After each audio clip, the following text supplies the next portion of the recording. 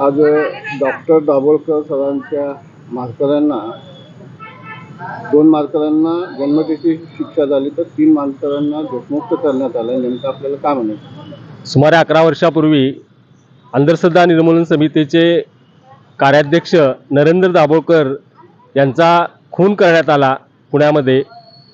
खरं तर हा त्यांचा एका व्यक्तीचा खून नसून हा विवेकाचा खून होता.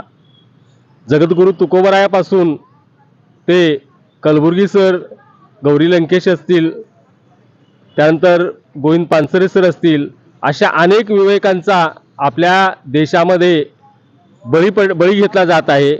आणि त्याच शृंखलेतील नरेंद्र दाभोळकर सर हे एक होते. आणि त्यांच्या मारेकऱ्यांना जवळपास 11 वर्षानंतर शिक्षा ठोठावण्यात आलेली आहे. आणि त्या 5 आरोपीपैकी केवळ 2 आरोपींनाच एक प्रकारचं शिक्षा झालेली आहे आणि 3 आरोपी हे निर्दोष सुटलेले आहेत. खरं तर या ठिकाणी त्यांचा जो मास्टर माइंड होता, हा मास्टर माइंडच याच्यातून सुटलेला आहे. जो तावडे नावाचा आरोपी होता, त्याला सनातन संस्थेच्या कार्यालयातून अटक करण्यात आली होती.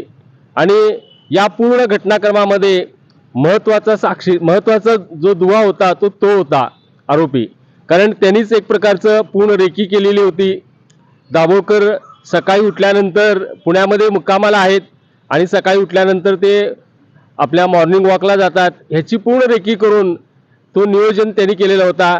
केवळ जे मारेकरी होते, हे मारेकरी एक प्रकारचं 2 मारेकऱ्यांना शिक्षा झालेली आहे आणि त्याचा जो खरा सूत्रधार होता, हा सूत्रधार आज निर्दोष सुटलेला आहे. खरं तर देशामध्ये हीच शोकांतिका आहे की जो विवेकाचा आवाज असतो, तो विवेकाचा आवाज अनेक वेळा दाबण्याचा प्रयत्न झालेला आहे. पण मी आज या ठिकाणी सांगू इच्छितो की एक दाभोळकर गेले, पण हजारो दाभोळकर, लाखो दाभोळकर या महाराष्ट्रामध्ये, या देशामध्ये तयार झालेले आहेत. कदापिही एक प्रकारचा हा आवाज दाबण्याचा जो प्रयत्न आहे तो यशस्वी होणार नाही आहे.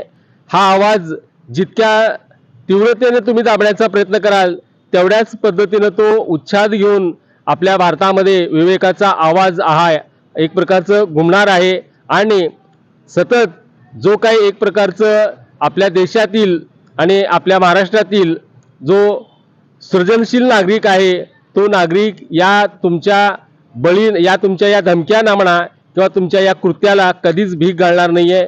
आज दुर्दैवाने 11 वर्षानंतर जो न्याय आहे तो न्याय नाही आहे, तो अर्धवट मिळालेला न्याय आहे असं मी या ठिकाणी नमूद करतो. कारण ह्याच्या मागचा खरा मेंदू शोधणं हे महत्त्वाचं होतं, पण मेंदू शोधण्याचं काम झालेलं नाही आहे. त्यांचे हस्तकं मात्र या ठिकाणी बळी गेलेले आहेत. एक प्रकारचं खरं तर दाभोळकरांना हे न्याय नाही आहे आणि विवेकाला देखील हा न्याय नाही आहे, या ठिकाणी असं नमूद करावं लागेल. म्हणजे तुम्हाला असं म्हणायचं, चोराला सोडून संन्यासाला पाप झाला असं म्हणायचं? नाही, चोराला सोडून संन्यासाला नाही आहे. जो मेन मेंदू होता, तो मेंदूच या ठिकाणी गायब करण्यात आलेला आहे. कारण आपण ही जी शृंखला आहे, हत्येची शृंखला, त्यावेळेस बघितली आपण, दाभोळकर सरांची झाली, गोविंद पानसरे सरांची झाली, गौरी लंकेशची झाली, त्याचबरोबर गोविंद पानसरे सरांची झाली. ही जी काही शृंखला आहे, हे सर्व विवेकाचा आवाज दाबण्याचा आज एक प्रकारचा तो शृंखला होती. यापूर्वी देखील आपण बसवेश्वर असतील किंवा आज आपण शेवटचे जे काही गौरी लंकेश असतील, या सर्वांचंच आपण पाहिलं तर जे विवेकवादी विचार आहे, तो विवेकवादी विचार समाजामध्ये पसरवण्याचं काम करणारे हे जे काही महापुरुष होते किंवा जे महान व्यक्ती होते, या व्यक्तींची हत्या करण्यात येते, जेणेकरून त्यांचा जो काय आवाज आहे, हा आवाज दबला गेला पाहिजे, हा आवाज लोकांपर्यंत गेला नाही पाहिजे, किंवा हा आवाज करणाऱ्याला आम्ही संपू असा गर्भित इशारा देण्याचा काम ह्याच्या माध्यमातून होत असतं. त्यामुळं हा जो काही एक प्रकारचा गर्भित इशारा देणारा जो काही मेंदू आहे, या मेंदूला ठेचण्याचं काम या न्याय व्यवस्थेने करायला पाहिजे होती, अशी आमची अपेक्षा आहे. शेवटी नागरिकांना का आव्हान करा? नागरिकांना हे सांगू इच्छितो की आपल्या देशामध्ये न्याय देवता ही आंधळी आहे असं आपण म्हणलेलं आहे, ते या ठिकाणी सार्थ ठरतंय. पण दाभोळकरांची जे काही एक प्रकारचं बलिदान आहे, तो आपण व्यर्थ जाऊ द्यायचं नाही आहे.